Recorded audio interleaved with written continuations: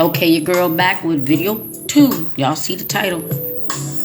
Y'all see the title. I don't even know how I forgot to even mention this in the TikTok commercial trail. Because this one right here is so serious. It's so serious. We're getting on right on into it, okay? Because when you are with a narc, you don't just break up with a narc. No, you don't. You run for your life, especially if you are a female and you was with a male narc, because they can be way more dangerous because you are a female, and men and women our strengths as people are different. But don't get it wrong, because there's some women that can kick a man ass. I seen it be done. Oh, don't get it wrong, especially if you're not scared. The only reason why let me tell you women, that the only reason why you ain't paw that clown up, because you knew that clown would call the police on you. Especially that one that got that, card. Especially when they got that card. Because the police gonna believe them real quick over you. Real quick. So, punk. Now, if they want to be so big and bad and a big bad wolf, you could have been like, come on.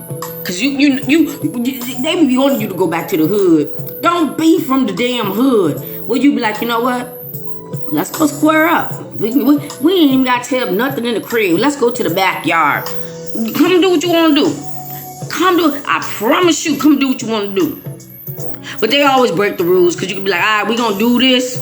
You want to fight? Let's fight. But no call the police, no. Because once they lose the fight, they're embarrassed because they got their ass beat by a girl. Because they didn't know you was raised up with boxing lessons. That's how we was raised up. The girls in our family, it was way more boys than girls. So we had to get taught how to box. I mean, throw them bows. Throw them bows. I'm telling you. So don't underestimate a female, okay? But when you break up with a narc, you are literally just running for your sanity and running for your life. Because it's not like a regular relationship where you break up, be like, okay, this ain't working, and then y'all break up and y'all just done. But it actually ends there. But not with a narc. They gotta feel some type of way. They gotta do something. They gotta be round. They gotta do something. Like, oh, so you don't want me? You don't want me because I'm the devil? You don't want me because I keep cheating on you? You don't want me because I be lying and stealing? You don't want me because I'm banging your friend or your cousin or your mama or your sister? You don't want me because I done got pregnant by somebody else? How dare you not want me? I'm the ish. That's how these clowns think. They feel like they can be the worst thing that ever existed in your life, which they are, because they cockroaches with a ski caps on. Okay? That's what they do. They want you to love them unconditionally. There it is. Fire. They want you to love them unconditionally. No matter what they do, no matter what they say, you supposed to be there, love them, and like it. Why we do that at? What we do? Then when you discard their ass. Now, but let me say this again. You never really discard them, because they'll force you to discard them with all the cruelty. So they get the discard. The one they forced or the one they did. They get it, right? And then they go out there trying to do some extra. And it didn't work out the way they wanted, because some of these old ass narcs need to go sit down. Don't nobody want you. Then they hoovering. That means coming back, trying to get you back in their life. I want my baby back, baby back, baby back. I want my baby back, baby back, baby back. And I don't even eat pork. What restaurant that is? Baby back ribs. Y'all know what I'm talking about. I want my baby back, baby back, baby back. Okay? And it's a good thing I don't even eat pork. So try again. Okay? That's what they do. And then when you get to the point where you're like, the gaslighting, when they're trying to fog your brain and make you question your reality, you could have just seen them. I mean, I'm gonna go graphic. You could literally caught them in the bed with somebody. And by the time they get through talking, they're going to make you think you didn't see what you just saw. So there's your sanity. And then to save your life is because they're going to keep hurting you. And the hurt is so many levels. Whether it's physical, verbally, spiritually, financially, especially physically, because they want to take you out. But that's what they want to do. That's what they want to do. So you're getting to the point like, I don't want to live like this. I don't want to be like you. And you get embarrassed, yo. You'll be getting so embarrassed when you like out and about with the clown ass clown, and you see normal people and other couples or just having a good old time, holding hands and talking, and y'all might look like that, but you already know it's not nothing like that. And you just sit there and always just be praying and dreaming for a normal relationship because you deserve that. But you end up choosing wrong because you got a knock. Someone that you could never love. Someone's never going to love you. And then the other part about saving your life, because they do these indirect threats. And they think that you stupid as hell. I never argue with a fool. I never question a fool. So they'll do something like, oh, someone broke a glass in the other room. I hope you cleaned it all up so you don't cut your feet. Okay? Now, you have made cleaned up all the glass or whatever. What the narc will do is go put more glass down there so you can cut your feet so they can hurt you and be like, I told you to clean up all that glass. They would indirectly threaten you to the point where they want you to be like, what that's supposed to mean? Is that what you're gonna? No. You take that threat seriously. Don't respond. Don't reply. Because how could that happen unless you're doing it? You'll get a narc be like, oh, I know you're allergic to bees. So hopefully a beehive, won't grow or be around here so you don't, get stung and, have a episode. And they know in the corner of the house that is a beehive forming. And they saw it the whole entire time.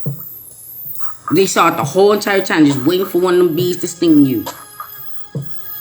Don't have a garden. Let's say you got a garden. Growing everything but mushrooms, okay? So the narc could be like, oh, I'm going to go pick some fresh vegetables and whatever so we can have a nice dinner. But they'll go pick a poisonous mushroom out the backyard and then cook the dinner and then tell you something like, oh, we got poisonous mushrooms in the back, so make sure that doesn't end up in our food. I hope that doesn't end up in our food. Now, if I know I didn't take the poisonous mushroom or even planting any mushrooms, what the hell are you talking about? They're telling you what they're going to do. They're telling you what they're going to do. And if you're not getting it, they're doing this because they're setting up the reverse discard. Because if you do get it, you can be like, this nut is a nut. This is a planter's peanut without the salt. No, actually with the salt, because they pulled the salt in the womb. I got to be up out of here.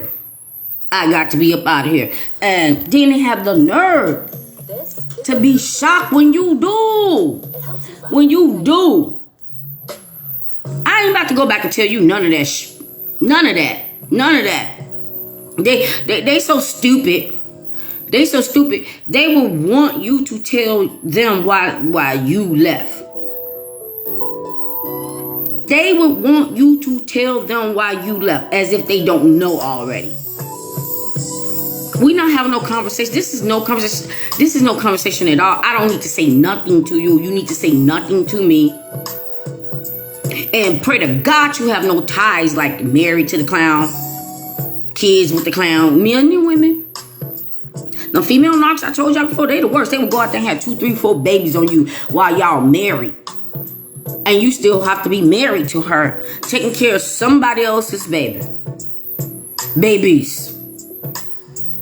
Okay?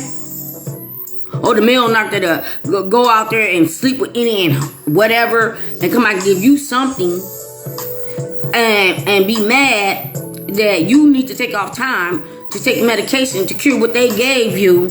And then they're going to lie and say they didn't give it to you because they don't need no medication. But they had already snuck to the doctor and got the medication. So they cured a little bit faster than you. They were just waiting for the symptoms to kick in on you. They was literally sit there and let you just like marinate into their STDs. Knowing they did something. Like just nasty. And then we'll try to blame you. So this is where you don't argue with a narc. If you know damn well you ain't did nothing, you gonna let them talk you into that what you got didn't come from them when it's only one way to get it? That's like them punching you in the eye, give you a black damn eye, okay? Give you a black damn eye and make you think you got the black eye other than them punching you. Well, maybe you're right. Maybe I was sleeping while in the bed and maybe I did fall out the bed and hit my eye on the headboard or on the nightstand. Maybe I was that drunk and my ass. Get mad at your doctor wrong. They'll literally be like, yeah, I don't know what you're talking about. Your doctor wrong. Why would your doctor say that? Why would your doctor say that? That's how stupid, evil, trifling, nasty they are. Y'all, I'm telling y'all right now, if y'all sitting up there saying, but I love the narc, and stay there, it's so many things. First of all, they give you brain dysfunction because they want you to be as crazy as they are. And some of that you may not even get back if you stay with this narc. So you're going to get as crazier as they are. Things that they do going to seem normal to you. Because you're so used to it. For what? I really think sometimes it's just, I don't even think it's because you don't want to be lonely. I'm talking about the empath that's being abused. I don't think it's because you want to be lonely. I just think it's because of the sex. And you can get that from anybody. And how, I don't even want to talk about it because I'll throw up thinking about sex with a narc. I told y'all, I might mention something, but I would never do a video talking about sex. It's sex with a narc because they are so disgusting. It really churns my stomach thinking about the things touching you or me, whatever. It's disgusting. Even a hug is disgusting to me from a narc. I don't even want that thing to touch me. So I don't know. I don't be talking about that. I don't even talk about that. That's some other people things they do on their channel. But I ain't gonna be doing it here. We're gonna be keeping it real. I will mention it if I have to, but I'm not gonna get all into it when they be like, yeah, I know that it was good. No. That weird ish they was doing was never good. So when you break up with a narc, it's not just a regular breakup. You ran for your life. Where we do that at? Like, if I'm involved in something, if I had a job or something and it didn't work out, I quit. But I don't want to feel like it can jeopardize my life. If I told the boss, here's my 2 weeks notice, next thing you know, I'm looking around the corners and everything, worried about my life being threatened or taken because I didn't want to work there. That's what they do. You owe them your life because you don't want to be there. You don't want to take their abuse. They're the slave to Satan anyway. And you don't have to be there. You don't have to be there. Let them go find the old supply or extra supply or side supply and get what they need. You don't have to be there. They're going to get what they need anyway. You do not have to be there. It's all about them.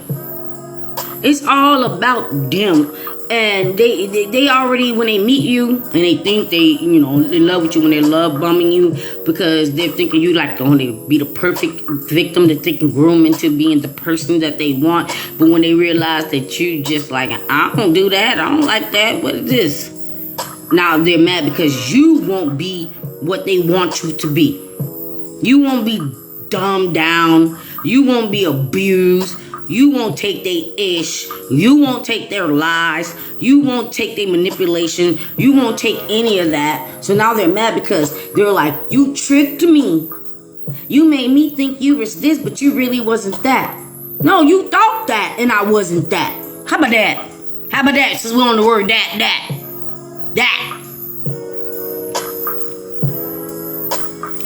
When you wake up out of a narcissistic ass fake reality, you never go back to one. Never go back to one. You're going to get everything you deserve because you're going to love on yourself and you're going to have someone that can love on you the way you're supposed to be loved on, and you'll sit back, kick your feet up in the air and be like, so this is real love. While they are still going to be miserable. While they're going to still be like working on their next supply till they die alone. They're going to die alone. And they're going to be sitting their old ass in their rocking chair, or wheelchair, or bed, wherever the hell they sitting, thinking about all the supplies they had, they body collectors, thinking about all the supplies they had, and which ones was the best, which ones was the fanest, which ones was the gifted, which one was the talent, which ones was this and that. Because every now and then they hit the jackpot and get one that's like fine, talented, gifted, money, this, that, and then they mess it up like a nog do. And then they want to go tell their little tales from the crip ass stories like, back in my day, I was a younger fella. But they ain't telling y'all that they was a nog. And they ain't tell y'all why they lost it. They'll tell you all this stuff in the past. All the beautiful people they had. But they ain't never tell you why just that one didn't stay with them. They told you about 50 million people. And you just like, and now your ass is here with me needing to take care and wipe your ass. And you all alone and you said you was all that.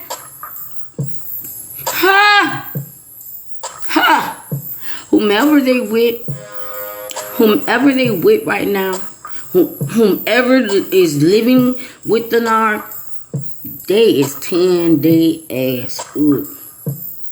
10 them up. But I'm gonna end this video. But I'm telling you right now, if it's their kid, they come and they can't wait to tear that damn knock up.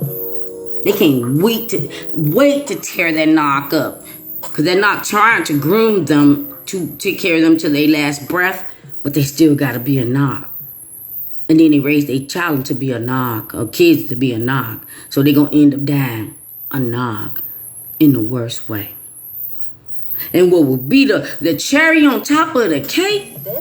What would be the cherry on top of the cake when they dumb ass piss away and somebody go tell the eulogy, telling everybody exactly what they were, who they were, what they did, how they did it, when they did it, how long they did it, and it was a piece of shit, piece in the casket.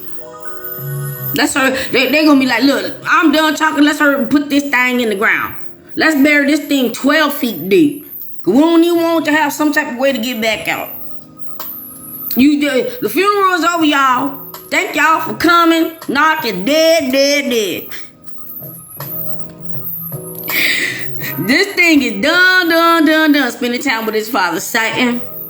Now, if y'all want to see him mourn over this thing, I'm telling y'all right now, it's with Satan. And if you stay in long enough, you go be there with them.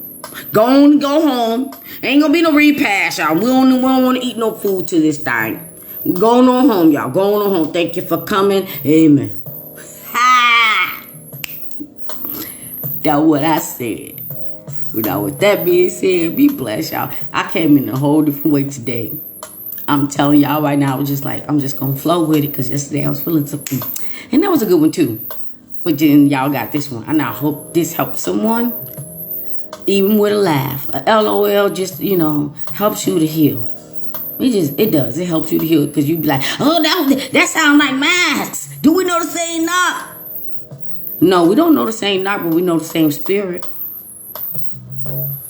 Be blessed.